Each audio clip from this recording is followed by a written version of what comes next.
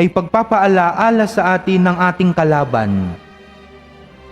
May kalaban tayo, yung manunukso at ang kanyang mga tukso. Pero alam natin mga kapatid, na sa ating mga karanasan sa buhay, it takes a lot of effort to choose good. It takes a lot of effort to safeguard the good that is in our hearts. Alalahanin ninyo yung maraming pagkakataon sa inyong buhay, maraming karanasan sa inyong buhay na isinuko ninyo sa pang-aakit ng demonyo, ng masamang espiritu, ang inyong kagandahan, ang inyong kalinisan, ang kabutihan ng inyong puso. For example,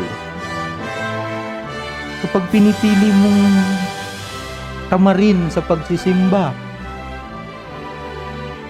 kapag pinipili mong tingnan ng cellphone kaysa magdasal muna pagkagising sa umaga, o kaya pinipili mong magpadala sa galit o sa chismis o sa pagmumura kaysa kabutihan at blessing ang mamutawi sa iyong bibig.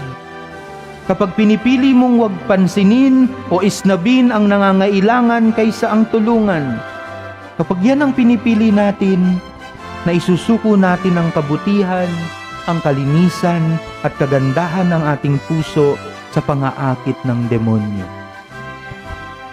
Pero ngayong araw, mayroong mabuting balita.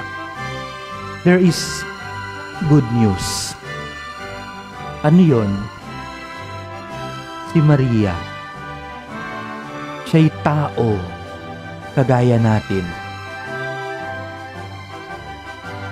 Kasama nating lalaban sa demonyo. Siya'y ating kapwa-tao. At higit sa lahat, siya'y ating ina. Amen.